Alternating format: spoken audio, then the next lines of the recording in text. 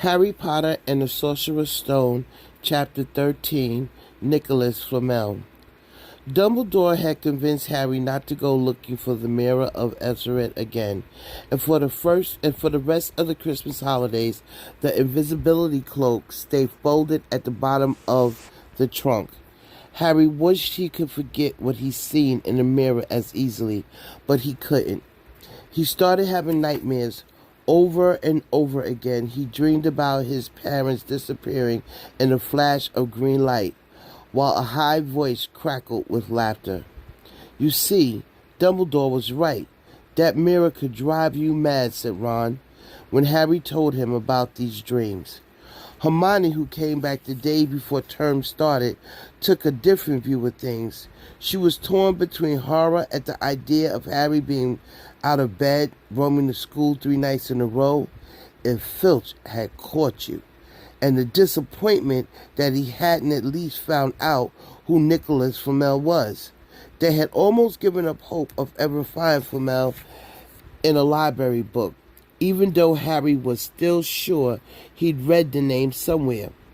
Once term had started, they were back to skimming through books for 10 minutes during their breaks. Harry had even less time than the other two, because Quidditch practice had started again. Wood was working the team harder than ever.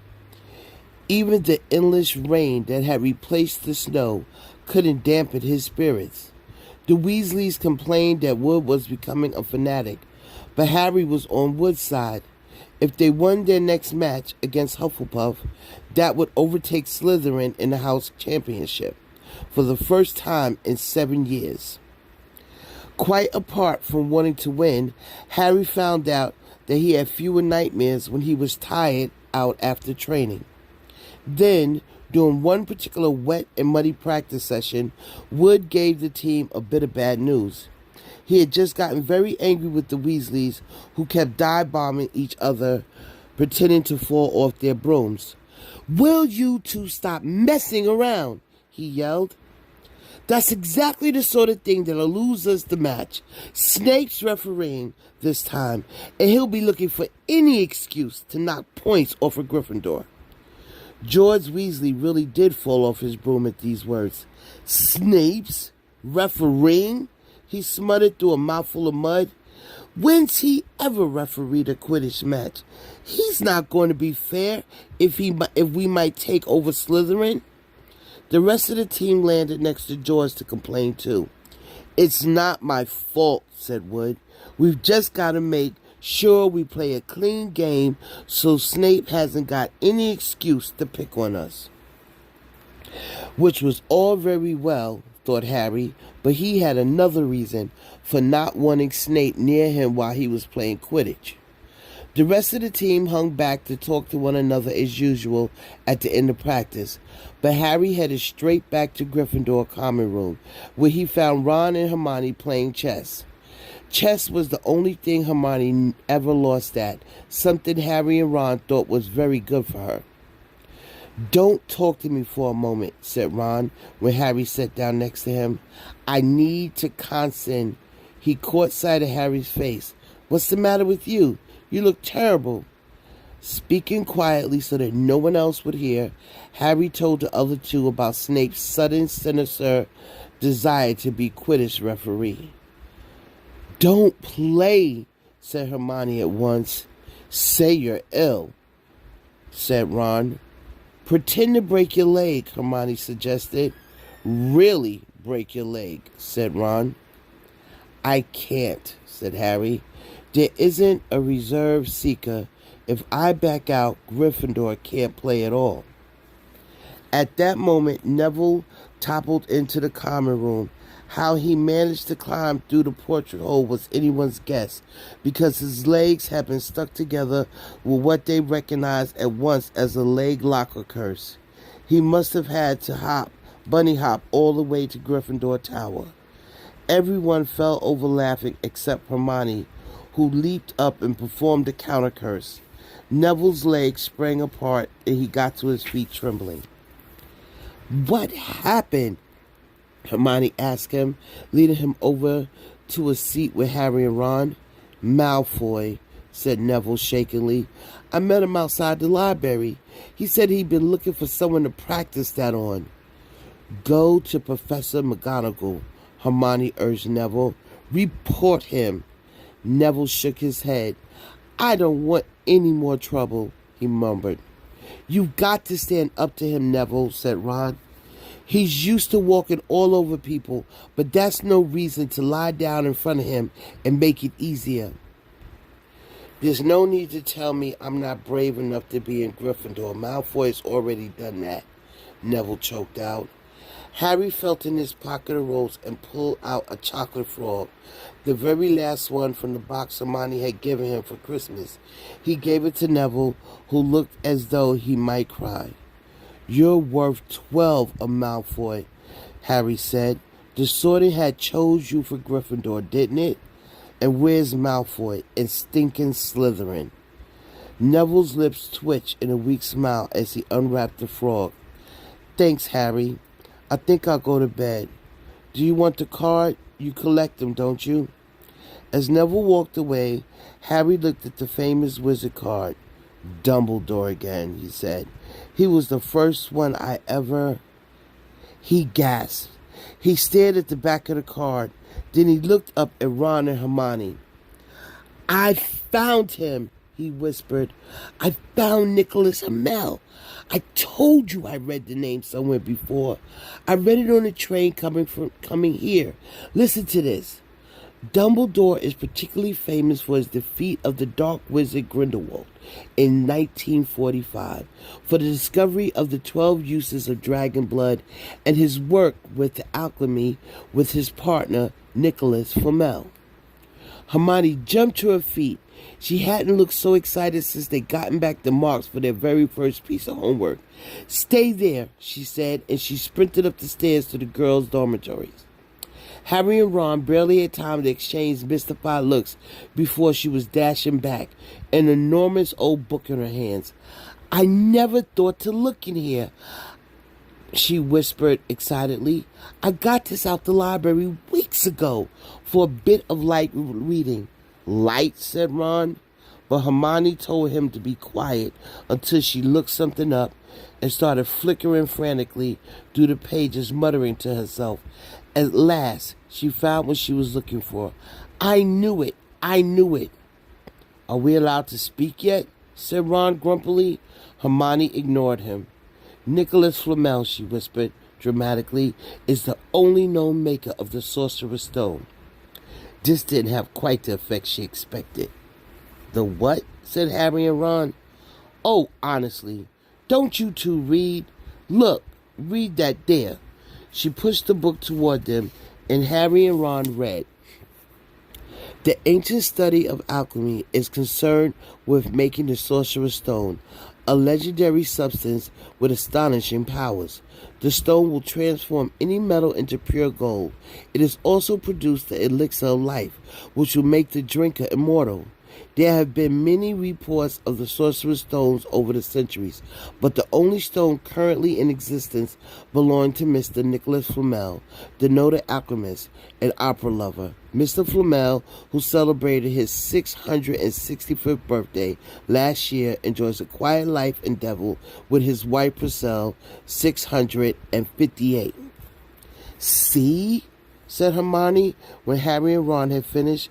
"The dog must be guarding Flamel's Sorcerer's Stone. I bet he asked Dumbledore to keep it safe for him because they're friends and he knew someone was after it. That's why he wanted the stone moved out of Grindelwald's." "A stone that makes gold and stop you from ever dying," said Harry. "No wonder Snape's after it. Anyone would want it. And no wonder we couldn't find Flamel in that study of recent developments in wizardry," said Ron. "He's not exactly recent if he's 665, is he?" The next morning, in defense against the dark arts, while copying down different ways of treating werewolf bites, Harry and Ron were still discussing what they'd do with the Sorcerer's Stone if they had one. It wasn't until Ron said he'd buy his own Quidditch team that Harry remembered about Snape and the upcoming match. I'm going to play, he told Ron and Hermione. If I don't, all the Slytherins will think I'm just too scared to face Snape. I'll show them. It'll really wipe the smiles off their faces if we win. Just as long as we're not wiping you off the field, said Hermione. After the match, as the match drew nearer, however, Harry became more and more nervous. Whatever he told Ron and Hermione, the rest of the team wasn't too calm either. The idea of overtaking Slytherin in the House Championship would be wonderful. No one had done it for 7 years, but would they be allowed to with such a biased referee? Harry didn't know whether he was imagining it or not, but he seemed to keep running into Snape wherever he went. At times he even wondered whether Snape was following him, trying to catch him on his own. Portia's lessons was turning into sort of a weekly torture. Snape was so horrible to Harry. Could Snape possibly know they found out about the Sorcerer's Stone? Harry didn't see how he could, yet he sometimes had the horrible feeling that Snape could read minds. Harry knew when they wished him good luck outside the locker rooms the next afternoon that Ron and Hermione were wondering whether they'd ever see him alive again. This wasn't what you'd call comforting. Harry hardly heard a word of Wood's pep talk as he pulled on his Quidditch robes and picked up his Nimbus 2000. Ron and Hermione, meanwhile, had found a place in the stands next to Neville, who couldn't understand why they looked so grim and worried, or why they had both brought their wands to the match. Little did Harry know that Ron and Hermione had secretly practiced the Leg Locker curse. They'd gotten the idea from Malfoy using it on Neville, and they were ready to use it on Snape if he showed any sign of wanting to hurt Harry. Now don't forget, it's Locomotor Mortis, Hermione muttered as Ron slipped his wand up his sleeve. I know, Ron snapped. Don't nag. Back in the locker room, Wood had taken Harry aside. Don't want to press you, Potter, but if we ever need an early capture of the snitch, it is now. Finish the game before Snape can favor Hufflepuff too much. The whole school's out there, said Fred Weasley, peering out of the door. Even blimey Dumbledore's come to watch. Harry's heart did a somersault. Dumbledore, he said, dashing to the door to make sure. Fred was right. There was no mistaking the silver beard. Harry could have laughed out loud with relief. He was safe. There was simply no way that Snape would dare to try to hurt him if Dumbledore was watching. Perhaps that's why Snape was looking so angry as the teams marched onto the field, something that Ron noticed too. I've never seen Snape look so mean, he told Hermione. Look, they're off. Ouch. Someone had poked Ron in the back of the head. It was Malfoy. Oh, sorry, Weasley, didn't see you there. Malfoy grinned broadly at Crabbe and Goyle. Wonder how long Potter's going to stay on the broom this time. Anyone want to bet? What about you, Weasley? Ron didn't answer. Snape had just awarded Hufflepuff a penalty because George Weasley had hit a bulger at him. Hermione, who had all her fingers crossed in her lap, was squinting fixedly at Harry, who was circling the game like a hawk looking for the snitch. You know how I think they chose people for Gryffindor team? Said Malfoy loudly a few minutes later as Snape awarded Hufflepuff another penalty for no reason at all. It's people they feel sorry for. See, there's Potter, who's got no parents, then the Weasleys, who've got no money. You should be on the team, Longbottom. You got no brains. Neville went bright red, but turned in his seat to face Malfoy. I'm worth 12 of you, Malfoy, he stammered. Malfoy, Crabbe, and Goyle howled with laughter, but Ron, still not daring to take his eyes from the game, said, You tell him, Neville. Longbottom, if brains were gold, you'd be poured into Weasleys, and that's saying something. Ron's nerves were already stretched to the breaking point with anxiety about Harry. I'm warning you, Malfoy. One more word. Ron, said Hermione suddenly. Harry. What? Where? Harry had suddenly gone into a spectacular dive, which drew gasps and cheers from the crowd. Hermione stood up, crossed her fingers in her mouth, as Harry streaked toward the ground like a bullet. "You're in luck, Weasley. Potter obviously spotted some money on the ground," said Malfoy. Ron snapped. Before Malfoy knew what was happening, Ron was on top of him, wrestled him to the ground. Neville hesitated. They clambered over the back of the seats to help. "Come on, Harry!" Hermione screamed, leaping up in her seat to watch as Harry sped straight at Snape. She didn't even notice Malfoy and Ron rolling under her seat, or the scuffles and yelps coming from the whirl of fists that was Neville, Crabbe, and Goyle. Up in the air, Snape turned on his broomstick just in time to see something scarlet shoot past him, missing him by inches. The next second, Harry had pulled out of the dive, his arm raised in triumph, the snitch clasped in his hand. The stands erupted. It had to be a record. No one could ever remember the snitch being caught so quickly. Ron, where are you? The game's over. Harry's won. We've won. Gryffindor is in the lead," shrieked Hermione, dancing up and down on her seat and hugging Parvati Patel in the row in front. Harry jumped off his broom a foot from the ground. He couldn't believe it. He'd done it. The game was over. It barely lasted 5 minutes. As Gryffindors came spilling into the field, he saw Snape laying nearby, white-faced, tight-lipped. Then Harry felt a hand on his shoulder and looked up into Dumbledore's smiling face. "Well done," said Dumbledore quietly, so that only Harry could hear. "Nice to see you haven't brooding about the mirror. Been keeping busy. Excellent." Snape spat bitterly on the ground. Harry left the locker room alone sometimes later to take the Nimbus 2000 back to the broom shed. He couldn't ever remember feeling happier. He really done something to be proud of now.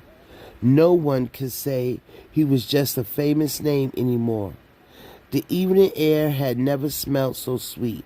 He walked over the damp grass, reveling in the last hour in his head. Reliving the last hour in his head, which was a happy blur. Gryffindors running to lift him onto the shoulders. Ron and Hermione in the distance jumping up and down.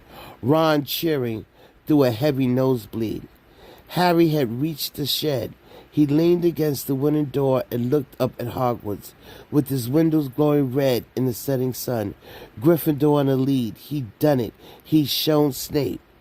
And speaking of Snape, a hooded figure came swiftly down the front steps of the castle, clearly not wanting to be seen. It walked as fast as possible toward the forbidden forest. Harry's victory faded from his mind as he watched. He recognized the figure's prowling walk. Snape, sneaking into the forest while everyone else was at dinner. What was going on? Harry jumped back on his Nimbus 2000 and took off. Gliding silently over the castle, he saw Snape into the forest at a run. He followed. The trees were so thick he couldn't see where Snape had gone. He flew in circles, lower and lower, brushing the top of branches of the trees until he heard voices. He glided toward them and landed noiselessly in a towering beech tree. He climbed carefully along one of the branches, holding tight onto his broom, trying to see through the leaves. Below, in a shadowing clearing, stood Snape, but he wasn't alone. Quirrell was there too. Harry couldn't make out the look on his face, but he was stuttering worse than ever. Harry strained to catch what they were saying. Don't know why you wanted to meet here of all places, Severus." "Oh, I thought we'd keep this private," said Snape, his voice icy. "Students aren't supposed to know about the Sorcerer's Stone, after all." Harry leaned forward. Quirrell was mumbling something. Snape interrupted him. "Have you found out how to get past the beast of Hagrid yet? But Severus, you don't want me as your enemy, Quirrell," said Snape, taking a step toward him. "I don't know what you know perfectly well what I mean." An owl hooted loudly, and Harry nearly fell out the tree. He steadied himself in time to hear Snape say, "You little bit of hocus pocus, I'm waiting." But I don't. Very well, Snape cut in. We'll have another little chat soon, when you've had time to think things over and decide where your loyalties lie. He threw his cloak over his head and strode out of the clearing. He was almost dark now, but Harry could see Quirrell standing quite still as though he was petrified. "Harry, where have you been?" Hermione squeaked. "We won, you won, we won," shouted Ron, thumping Harry on the back. "And I gave Malfoy a black eye, and Neville tried to take on Crabbe and Goyle single-handedly. He's still out cold, but Madame Pomfrey says he'll be all right. Talk about showing Slytherin. Everyone's waiting for you in the common room. We're having a party. Fred and George stole some cakes and stuff from the kitchen." "Never mind that now," said Harry breathlessly. "Let's find an empty room. You'll want to hear this." He made sure Peeves wasn't inside before shutting the door behind him. Then he told them what he'd seen and heard. "So we were right. It is the Sorcerer's Stone, and Snape's trying to force Quirrell to help him get it. He asked if he knew how to get past Fluffy, and he says something about Quirrell's hocus pocus. I reckon there are other things guarding the stone apart from Fluffy, loads of enchantments probably, and Quirrell would have done some anti-dark art spell that Snape needs to break through." "So you mean the stone's only safe as long as Quirrell stand up to Snape?" said Hermione. "It'll be gone by next Tuesday," said Ron.